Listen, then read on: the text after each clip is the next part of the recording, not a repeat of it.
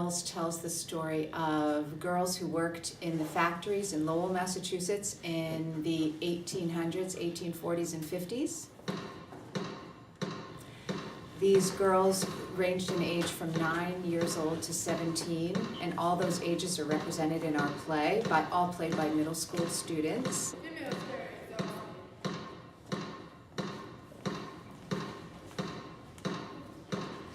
We had the opportunity to travel to Lowell, Massachusetts, and go to the actual mills where the play takes place and spend the whole day there on the factory floor. We got to see the looms themselves, the power looms, and that was a really incredible experience. Hear the sounds, touch them, figure out how they worked, stuff like that. A lot of us, myself included, learned a lot about the art of weaving and making cloth and fabric.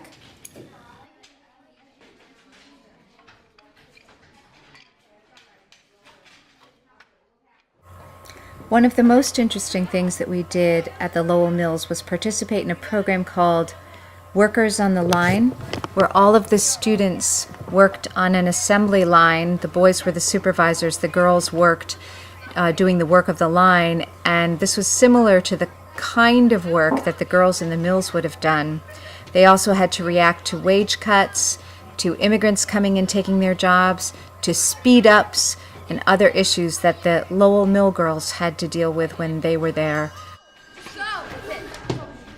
During the time the Mill Girls was set, the Irish had something going on called the potato famine.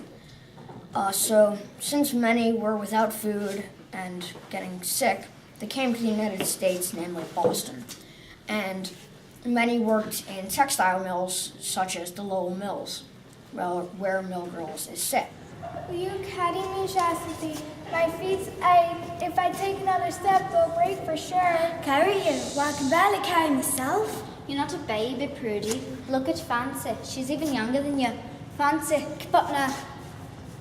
I see a huge white bird. These girls were they were highly wanted in the mills because they could be paid half of what a normal girl could be paid and a fourth of what a man could be paid. Oh, but you're just a girl. I'm just a girl. It's not fair. I'm just a girl.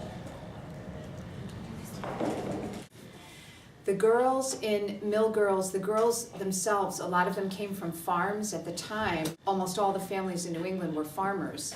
But once they started using these mills, water-powered mills, to make factories, actually I think it was about 10,000 young women in that early part of the country came and worked in the factories. Oh, I'm tired of cows, pigs, and chickens. I want to do something. I want to go somewhere. Cousin Sabrina's fine. You read her letters. She goes to a meeting every Sunday and boards with every respectable family. And she sends a portion of her wage home every payday. A payday, imagine that. I wish to have a payday, please. And why girls? Why young girls, do you think? We learned this. Their fingers were very small, so they could go into the in between the threads of the looms and tie the strings together. So they were very valuable for that reason. They could also, their hands were small for replacing the bobbins and the shuttles, which is the part that goes back and forth through the loom. So the girls were wanted for these jobs even more than boys or men. They had to work 14 hours a day in the mill, and that's like double the school day. So imagine being trapped at school for double the time.